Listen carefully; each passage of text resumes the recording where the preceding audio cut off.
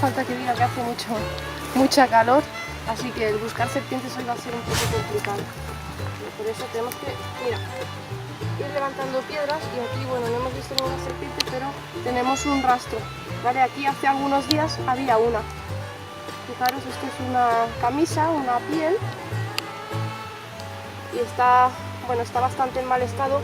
Si estuviera pues más entera sería más fácil poder identificarla, o si viera la cabeza. De hecho aquí tengo la cola, pero me falta la parte de la cabeza para poder saber qué especie es.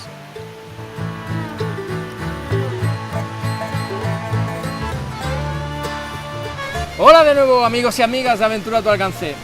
Hoy tenemos un mega vídeo porque vamos a hablar de un tema que realmente nos inquieta a prácticamente todos los amantes de la montaña, y son las serpientes. Pero para ello tenemos la especial colaboración y a una gran invitada como profesional y experta en serpientes y reptiles, que es Débora Pinto, de la que ahora en el desarrollo del vídeo vamos a hablar un poquito más profundamente. ¿Qué tal, Débora? ¿Cómo estamos? ¿Qué tal, Meti? Hola a todos, ¿cómo estáis? Bueno, es un honor estar aquí contigo, la verdad es que tienes un canal súper interesante. Gracias. Del cual he aprendido muchísimo ya y voy a aprender muchísimo más, así que te lo agradezco un montón. Bueno, llevamos un rato intentando localizar alguna serpiente para poder mostrarla en el vídeo, en la introducción, pero os tengo que decir que esta vez no ha habido suerte. De momento. De momento. Hace mucho calor, así que esperaremos que bajen un poco las temperaturas y a ver pues si vemos alguna luego. Muy bien, pues si queréis ver este vídeo tan interesante, acompañadnos a lo largo del vídeo y bienvenidos una vez más a Aventura a tu alcance.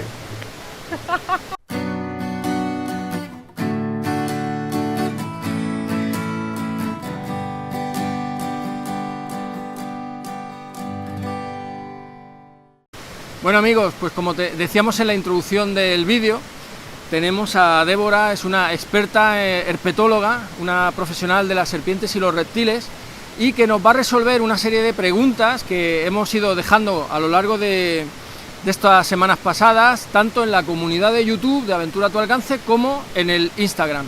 Que por cierto, si tenéis inquietudes sobre este tema y característica, morfología de serpientes y todo esto, podéis encontrar a Débora. ¿Qué tal, Débora? Buenas. Muy buenas, Meti. ¿Dónde pueden encontrarte? Bueno, estoy tanto en Instagram como en Facebook o como en mi canal de YouTube. Entonces estoy trabajando y divulgando sobre estos animales tan desconocidos y a la vez temidos. Además tienes buenos vídeos por lo que he visto. Gracias. Por ejemplo, el de cómo se ve en primera línea enfrente de una serpiente cascabel, que eso hay que tener valor y coraje para hacerlo. Pues eso podéis verlo en su vídeo del canal. ¿Cómo se llama el canal? Débora Pinto, Rescate de Animales. Muy bien, Débora Pinto, Rescate de Animales, que además, aparte de conocer especies, tanto, sobre todo serpientes, pero algún reptil a lo mejor también tienes. Sí, un poco de todo, sobre todo los rescates principalmente. Bueno, y vamos a lo que decíamos, a realizar una serie de preguntas que creo que son de interés, ¿vale? Que a todos además nos inquietan, como es el mundo tan, entre comillas, tétrico, si no se conocen las especies, como es de las serpientes, el miedo atávico este que tenemos a las serpientes. Y para ello va a responder Débora a las preguntas que habéis marcado. Pero antes de ello me gustaría que nos explicaras un poquito de dónde viene tu pasión, esta por el mundo de las serpientes. Fíjate que es súper curioso porque yo les tenía un pánico y una fobia espantosa. Qué curioso. A las serpientes, ¿no? Yo siempre he crecido en el campo, he jugado en el campo, no era ni de videoconsolas, ni de televisión, ni nada de eso, entonces pues me entretenía con lo que fuera, observando pues el pajarito o los insectos, lo que viera, pero a excepción de las serpientes. Entonces, bueno, pues eso más o menos cuando tenía unos 20 años, hace ya 10 años y un poquito más, ¿no? Empecé a plantearme pues el por qué me daban tanto miedo. Entonces entendí que no todas las serpientes ni muerden, ni todas las serpientes son venenosas, y además me quedé completamente fascinada cuando conocí realmente pues el comportamiento de muchas, ¿no? Porque la verdad es que aquí en España tenemos tan solo 13 especies, pero es muy curioso porque cada una tiene su mecanismo de defensa. Qué curioso. Aparte, me has estado comentando en el prevídeo que tienes, bueno, hacer rutas guiadas, ¿no?, a través de, bueno, de la naturaleza, contacto siempre con la naturaleza para poder localizar e investigar un poco sobre campo. Exacto. Las especies, ¿no? Sí, bueno, para ofrecer conocimiento y divulgación sobre estos animales tan desconocidos. Muy interesante. Bueno, os voy a contar la anécdota de cómo conocí a Débora. Iba yo por uno de esos paseos disfrutando de la naturaleza a los que tantos tengo acostumbrados y vi un grupo de personas que estaban reunidas en torno a Débora, que en ese momento estaba explicando las características, morfología y un poquito la especie de la serpiente esculapio, que era la que en ese momento habían localizado. Y nada, pues lógicamente me añadí ahí al grupo y me trataron muy bien, además aprendí muchísimo. Bueno, Débora, antes de empezar con las preguntas, que por eso tengo aquí la chuletilla, que habéis hecho bastantes de vosotros, como decíamos, y las tengo apuntadas, me gustaría quizá para empezar que nos respondieras a por qué las serpientes, sobre todo las culebras, las víboras, nos producen tanto miedo, ¿vale? Tanto temor, tanto pavor. Y ¿a qué se debe esto? Muy buena pregunta. Pues la verdad es que yo, como ya he comentado antes, he vivido ese miedo en primera persona, ¿no? Y llegué a la conclusión de que es un miedo completamente instintivo. Eso quiere decir, bueno, pues que ya viene, de hecho, desde muchísimos, miles y millones de años atrás, a través de la Biblia ya nos hemos crecido inculcados, ¿no? Pues conforme las serpientes son malas.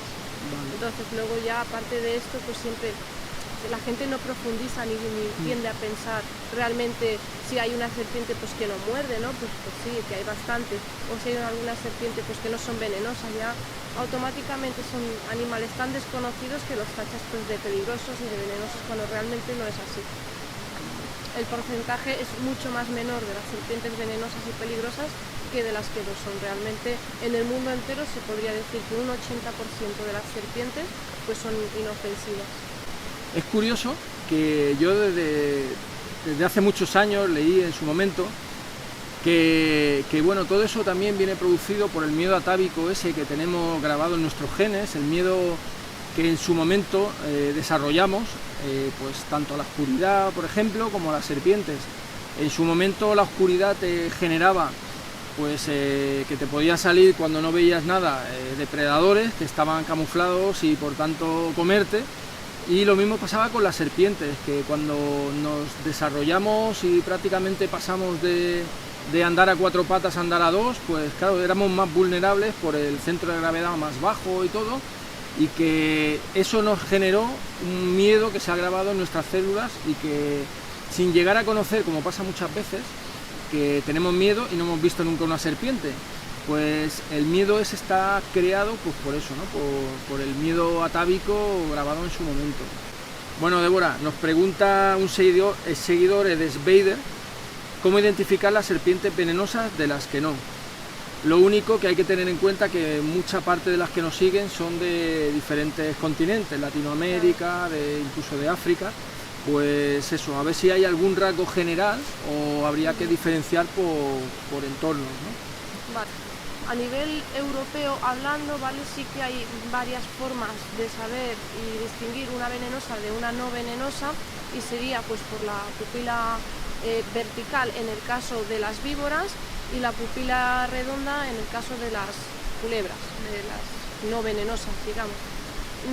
Otro factor sería las escamas de la cabeza. Las culebras tienen las escamas grandes en la cabeza. Y por último sería pues la forma del cuerpo, ¿vale? Entonces tenemos una víbora que suelen ser robustas y más cortas, además apenas se les ve cola, la colita sería acabada pues un trocito muy pequeño, y las culebras pues ya son mucho más estilizadas con una cola mucho más larga. Sí, también es cierto que hay una culebra precisamente aquí en España que imita a la víbora, se llama culebra viperina y es una culebra súper inofensiva que ni siquiera ni muerde. Entonces en este caso pues es un tema un poco complejo. Yo recomiendo siempre no manipular ningún animal si no lo conoces. Y luego en el caso pues de América, es más complejo, ya que hay pues muchísimas más especies. Tenemos las corales, tenemos vipéridos, tenemos las constrictoras y básicamente una víbora se diferencia igualmente pues por las escamas de la cabeza pequeñas, la pupila también es vertical, pero además poseen, a diferencia de nuestras víboras, unas fosetas termorreguladoras, ¿vale? Que sería entre el orificio nasal y la boca, por decirlo de alguna manera. Entonces verías pues, que tiene como 4 agujeritos en el hocico. Esta sería una forma. Luego, claro, en el caso de las corales también existen falsas corales, por lo tanto las diferencias ya tienes que estar mucho más metido en el tema y ser un experto. Por lo tanto, siempre no manipular ninguna especie que no conozcas, más que nada pues por tu propio bien, para evitar disgustos y males mayores. Bueno, Débora, me pregunta OUPB que cómo se puede coger o manipular las serpientes con seguridad sin ser expertos. Ok, bueno, entiendo que esta pregunta se refiere en el caso de que haya pura necesidad, ¿no? O bien que se haya colado en casa o que la tengamos en el jardín y la tengamos que retirar pues porque tengamos miedo que pues muerda a algún niño o le haga algo a nuestras mascotas. Que normalmente suele ser al revés, ya dejándolo claro, siempre es la culebra la que sufre mayor daño ante cualquier perro, gato, incluso pues los niños que vayan por curiosidad y le den pues hagan daño. Una manera muy sencilla de retirarlas sería con una escoba y un recogedor, ¿vale? Entonces tú tienes una distancia prudencial para que el animal pues no pueda atacarte, y luego con el cepillo de la escoba pues tampoco puedes dañar el animal puesto que es suave, ¿no? De hecho tengo un vídeo en mi canal, ¿vale? Donde pongo 3 opciones para, si se da el caso, poder recoger el animal sin que uno pues se someta a ningún riesgo y sin que el animal sufra ningún daño. Interesante, ya sabéis, si tenéis curiosidad cómo manipular, cómo recoger una serpiente, pasaros por su canal. Bueno, a mí, Débora, me viene a la cabeza, en vez de que estemos en casa, pues que estemos en nuestro hábitat, en la naturaleza, y que tengamos que manipular o coger una serpiente que, por ejemplo, nos la encontramos dentro de la tienda. Y eso es en relación con una pregunta de Nando Innerpace, que dice: ¿qué recomiendas si haciendo un vivac nos encontramos una serpiente en la tienda? ¿Cómo nos aconsejas que la extraigamos de la tienda, o depende de la situación que la tengamos que recoger para trasladar a otro lado, si no tenemos recogedor y escoba? Esto sería un hecho muy poco probable, ¿vale? Porque las serpientes siempre buscan lugares tranquilos donde pues no haya sonidos, ni vibraciones, ni nada. Entonces, ¿se puede dar el caso? Sí, claro, no es imposible. La puedes encontrar dentro del saco, dentro de la tienda. ¿Cómo retirarla? Pues simplemente coges un palito del bosque y la ayudas a buscar la salida y ella misma seguro que huye por sí sola. Vale. Débora, mira, una cosa que tengo curiosidad. Ahora que hace un sol que no veas, el tema de las serpientes, ¿verdad? Que salen cuando sobre todo hay mucho sol, ¿no? ¿Qué hábitos tienen? Explícanos un poco. Claro, todo va en función de la especie, ¿vale? Pero por norma general, ellas, por ejemplo, un sol muy caliente y potenciado tampoco es lo que buscan realmente. Hay especies que son más bien nocturnas y hay especies que son crepusculares, entonces podemos encontrarlas casi prácticamente todas a primera hora de la mañana o al atardecer, o sea, por ejemplo, nunca al mediodía cuando es que el sol pues es más fuerte, ¿no? Las podemos ver cuando el sol aprieta fuerte. Ellas suelen estar camufladas entre la maleza, que es lo que estamos viendo ahora. Entonces, entre la sombra y tal, con la vista un poco entrenada, pues es fácil verlas. Vale, o sea que ahora, por ejemplo, con este sol sería más fácil encontrarlas bajo piedras, sitios sombreados, ¿no? Exacto, sí, vale, sobre todo así bajo piedra no tanto, ya que las piedras guardan mucho calor. Esto sería más bien pues para pasar la noche y durante el día, pues sobre todo entre la maleza. Vale, y mira, otra cosa que se me acaba de ocurrir, son de sangre fría, ¿no? Sí. ¿Eso qué significa? En relación al sol, que buscan calentarse a través del sol. Exacto, ellas para poder, digamos, moverse necesitan termorregularse. Vale. Entonces, cuanto más calor haya absorbido, ¿vale? es cuando pues mayor movilidad tienen. Vale, perfecto. ¿Continuamos? Vamos. Bueno, Débora, nos pregunta también J. Lasarte que qué serpientes venenosas tenemos en España y en qué zonas podemos encontrarlas. Vale, hemos dicho antes que tenemos 13 especies de serpientes en la península ibérica. De estas 13 especies, 5 son venenosas, ¿vale? De estas 5 tenemos 3 víboras. 3 víboras, digamos, repartidas geográficamente.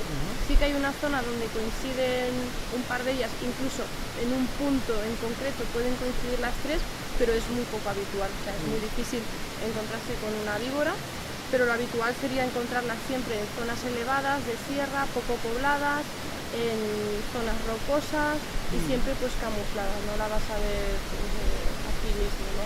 Es extraño, sería muy extraño. ¿Y las especies venenosas, cuáles serían? La víbora, por ejemplo, víboras tenemos 3 especies. Sí, sería la víbora aspis, sí, la víbora seoanei, sí, y la víbora oficuda. Vale. La seoani tengo entendida que está por la zona cantábrica, ¿no? La Exacto. Zona norte de España. Sí. Vale.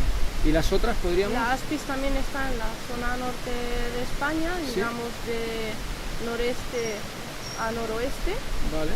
Vale, la seoanei sí que está más en el otro extremo del que estamos ahora, digamos, por decirlo de alguna manera. Y la víbora oficuda se puede encontrar prácticamente repartida en toda la península, pero en zonas y puntos muy concretos.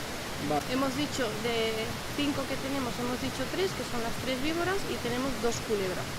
Una sería la culebra bastarda, que a diferencia de las víboras que poseen el diente, o sea, el colmillo venenoso en la parte delantera, la bastarda, sin embargo, pues lo tendría en la parte trasera. Entonces, lo utilizaría más para degullir que para mecanismo de defensa. Y la otra, que solo se encuentra en el sur de España y parte central, pero ya tirando para el sur, sería la culebra de cogulla, que también, pero bueno, esta igualmente es una serpiente muy pequeñita. No suele morder, además no es nada agresiva, es difícil de ver por hábito porque siempre vive debajo de las piedras y no suele salir mucho, y además su veneno pues no tiene potencialidad. Vale. Mira, Débora, en relación has comentado que hay una dentición de culebra en este caso, que era la bastarda, que la tiene retrasada. Tengo entendido que eso se llama opistoglifa, ¿no? ¿Hay algún tipo más así de dentición especial? Sí, tenemos 4 denticiones posibles en lo que serían las serpientes. Ajá. Una sería aglifa.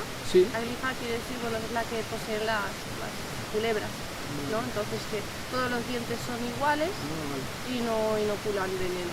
Entonces luego el que sigue sería opistoglifo.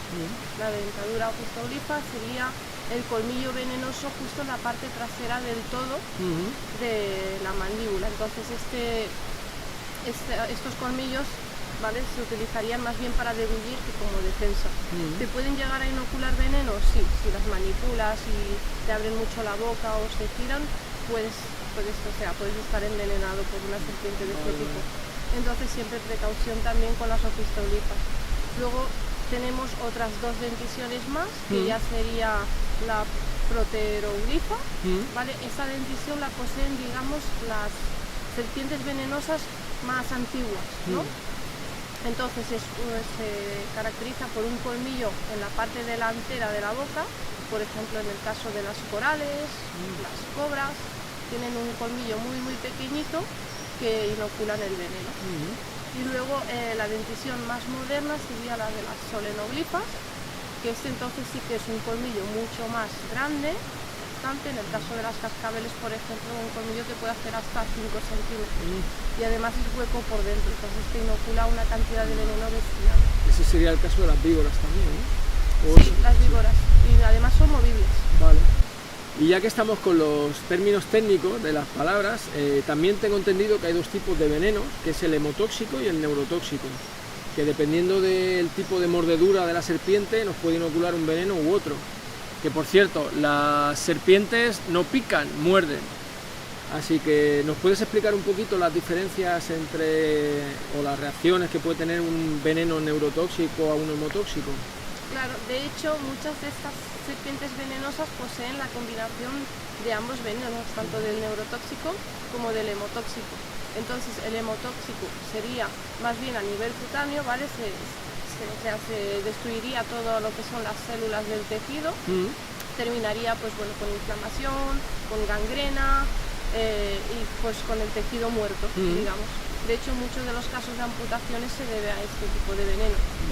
Entonces luego la combinación del neurotóxico o el veneno neurotóxico sería a nivel nervioso. Entonces pues te puede llegar a producir incluso pues una parada cardiorrespiratoria, espasmos musculares, visión borrosa, una serie de múltiples síntomas. Y hablando de venenos, nos pregunta John Fortune que qué hay que hacer si nos muerde una serpiente venenosa. Dentro de lo ocurrido, ¿vale? Hay que intentar sobre todo mantener la calma, dado que si nos ponemos a correr, si nos ponemos nerviosos, es mucho más probable de que el veneno se reparta pues, por todo el organismo y los efectos sean peores. Por lo tanto, mantener la calma, evitar el caminar, evitar el ponerse muy nervioso y llamar al 112 en el caso de España y en el caso de otros países, pues a emergencias directamente. Y de las mordeduras de serpiente, en caso de que no sean venenosas, ¿qué nos podría ocurrir?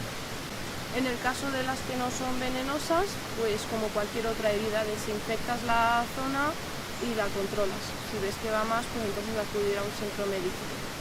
Mira, Débora, hay una cosa en relación a esto de las mordeduras de serpientes venenosas.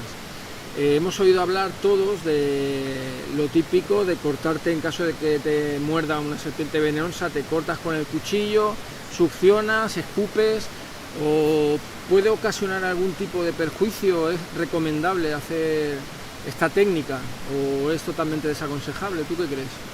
Completamente desaconsejable. De hecho, esto bueno, es una leyenda antigua, de hace muchos años atrás, y a día de hoy disponemos de muchos más centros hospitalarios y de mucha más medicina avanzada, ¿no? Entonces, en este caso está completamente contraindicado, ya que puede ser contraproducente, y o sea, no hacerlo, ni siquiera del mismo torniquete, ni aunque sea flojo, ni nada. Mira, Débora, nos pregunta también Coral al Natural que qué no hay que hacer si nos muerde una serpiente venenosa, lo que no hay que hacer. Vale, más o menos es lo que hemos comentado en la anterior pregunta, lo de hacerse un torniquete, cortarse, succionar, ya todo esto viene siendo inútil y contraproducente. Por lo tanto, es lo que no hay que hacer. Descartado, ni torniquete, ni cortar y chupar, ¿vale? Y la siguiente pregunta nos dice Fernando Pereira Ol, que si algún remedio para mantener alejadas a las serpientes en nuestros refugios. Él pone un par de supuestos, por ejemplo, esparcir ceniza o incluso orinar cerca del refugio. ¿Eso tiene algún efecto real? En cuanto a lo de orinar cerca de donde nosotros estamos instalados, no sé si llega a ahuyentar o no a las serpientes. Lo que sí que llega es a atraer mamíferos, ¿vale? Porque claro, la orina del humano, pues depende en qué hábitat, es un olor nuevo, ¿no? Si estás perdido en medio de la montaña, donde no es habitual el paso de personas, pues entonces atraerá pues zorros, tejones, comadrejas, jabalís. Vale. Y para ahuyentar serpientes, prácticamente es el haber movimiento. Entonces las serpientes no quieren que haya personas ni movimientos. Es curioso porque los bivacs que hacemos de toda la vida, siempre, vamos, yo lo hago siempre y hasta lo recomiendo porque el animal es muy curioso, como dices, pero también tiene mucho respeto al hombre. Y siempre se ha dicho que orinar cerca, pues eso es una manera de evitar que se acerque si estamos nosotros, sobre todo durmiendo, haciendo un bivac, ¿no? Es curioso que... En el caso de las serpientes, como ellas digamos que no tienen fosas nasales, ¿sabes? Entonces ellas lo que olfatean es el calor, o sea, los cambios de temperatura, pues sinceramente creo que este método no es para ahuyentarlas a ellas. Perfecto. Y hablando del tema de los sentidos, tengo por aquí una pregunta, que esa te la quería hacer yo. Sí. ¿Qué sentidos, digamos, son los más importantes en las serpientes, en las culebras? Vale, es principalmente el olfato, digamos, pero el olfato no con la nariz, sino con la lengua bífida, ¿no? Vale. Entonces ellas pues así de esta manera se guían por las temperaturas y claro, pues un cuerpo tanto de un roedor como de cualquier otro animal pues tiene estos cambios de temperaturas que son los que ellas pues hace que se sientan orientadas.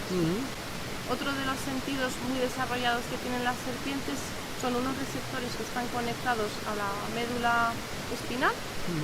Entonces con estos sensores reciben cualquier vibración del suelo, cualquier movimiento. Y por último nos preguntan Bots 050 y Pedro Monti Moraga prácticamente la misma pregunta, o sea que tiene bastante interés esta pregunta. El tema de la comestibilidad de las serpientes.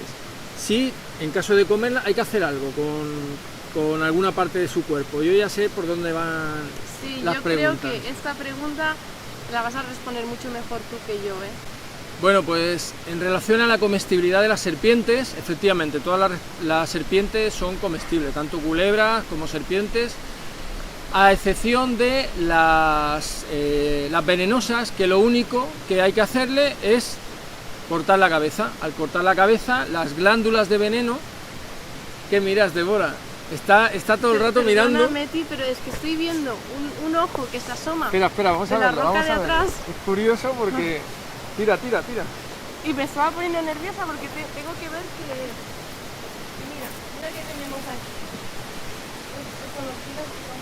Pero fíjate, mientras estábamos tú y yo hablando, ¿vale? Estaba aquí asomada. Madre mía, es que eres una máquina. Ostras. Vale, se trata de un sapo común. Sabemos que es un sapo común por el ojo. Tiene el ojo naranja, rojo. Y en este caso es una hembra pues por el tamaño. Los machos son mucho más pequeños. Entonces la tía llega al atardecer. ¡Qué fuerte! Y ya está aquí mirando a ver qué mosquitos cazar. Perdona haberte interrumpido. Nada, tranquila. Bueno, pues después de esta curiosísima anécdota, efectivamente, como decía, cualquier tipo de serpiente o culebra se puede comer. Lo único que hay que tener en cuenta es que si son venenosas y en caso de desconocimiento, siempre tratarlas como si fueran serpientes venenosas, hay que seccionar la cabeza, hay que cortar la cabeza. ¿Por qué? Pues porque en la cabeza es lo que serían las mandíbulas, es donde tiene ahí acumulado el veneno en las glándulas de veneno. Por tanto, hay que extirparle la cabeza y luego, sobre todo, es importantísimo enterrarla, sobre todo si fuera algún tipo de serpiente venenosa, pues para evitar que nos pueda, por accidente, poder clavarnos uno de los colmillos y inocularnos veneno accidentalmente. Así que yo creo que ha quedado la respuesta. Este punto me gustaría matizar un poquito el por final, supuesto. Meti, ¿vale? Porque hay que enseñar a las personas, bueno, en el caso de que encuentres una serpiente venenosa atropellada, la gente tiene que saber que aunque esté muerta o esté muriendo, sigue teniendo impulsos nerviosos, ¿vale? Por lo tanto, nos puede perfectamente morder. O sea, es decir, incluso habiéndole extirpado la cabeza, sigue teniendo estos impulsos, ¿vale? Y puede perfectamente abrir la boca y clavarnos el diente y nosotros envenenarnos. Sí, es una buena puntualización.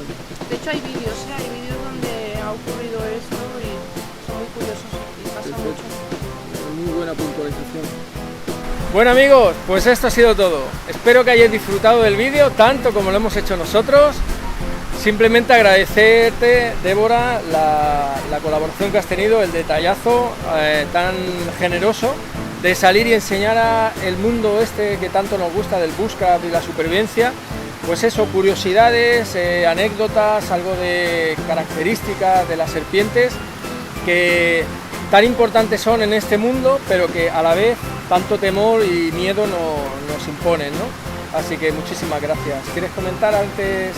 El placer ha sido mío, Meti, muchísimas gracias por la invitación y sobre todo yo quedo súper satisfecha y contenta de haber tenido la oportunidad de transmitir pues, toda mi pasión por estos animales que, como dices, pues son tan temidos y repudiados.